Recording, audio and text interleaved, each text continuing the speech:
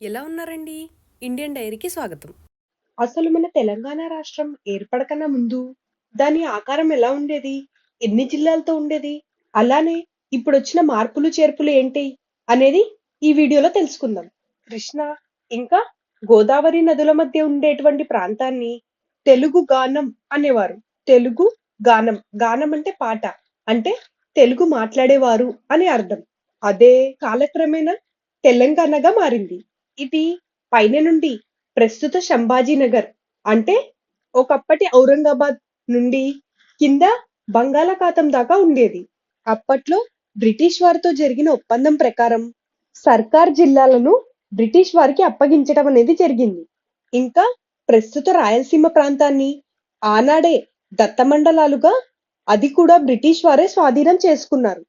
కాబట్టి అటు సర్కార్ జిల్లాలు, ఇటు దత్తమండలాలు పోగా మిగిలిన భాగం తెలంగాణలో ఉండేది. అయితే స్వాతంత్రం అనంతరం తెలంగాణలో జరిగిన తిరుగుబాటు ఫలితంగా, ఇంకా ప్రజా ఉద్యమాల ఫలితంగా, ఇంకా ఆపరేషన్ పోలో అనే పేరుతో జరిగిన పోలీస్ చర్య ఫలితంగా అక్కడి కన్నడ ప్రాంతం మైసూరు కింద, మరాఠా ప్రాంతం మహారాష్ట్ర కింద, తెలుగు ప్రాంతం తెలంగాణ కింద ఏర్పడ్డాయి. అంటే కన్నడ ప్రాంతం, అలానే మరాఠా ప్రాంతం మైసూర్‌లోకి, ఇంకా మహారాష్ట్రలోకి పోగా ప్రస్తుత తెలంగాణ స్వరూపం మిగిలింది.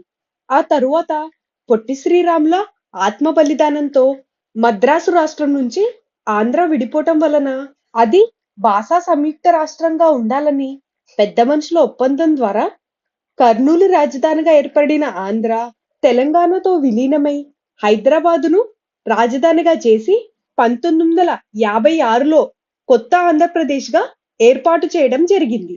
కానీ ఆంధ్ర ప్రాంత నాయకులు చేసే మోసాలు సహించలేక తొలి దశ తెలంగాణ ఉద్యమం మర్రి చెన్నారెడ్డి నాయకత్వంలో మొదలైంది.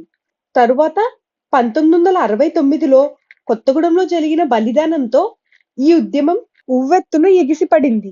తరువాత జయశంకర్ మరియు కేసీఆర్ నాయకత్వంలో మలిదశ పోరాటంలో అనేక ప్రజా సంఘాలు ఉవ్వెత్తున ఎగిసేసరికి అదే చైతన్యమయ్యి 2014లో నేటి తెలంగాణగా ఆవిర్భవించింది. మరి ఈ వీడియోలో మీరేదైనా కొత్త విషయం తెలుసుకున్నాను అని అనిపిస్తే తప్పకుండా లైక్ చేసి సబ్స్క్రైబ్ చేసుకోండి. ఇంకా ఎలాంటి డౌట్ ఉన్నా కామెంట్ చేయండి. Thank you for watching.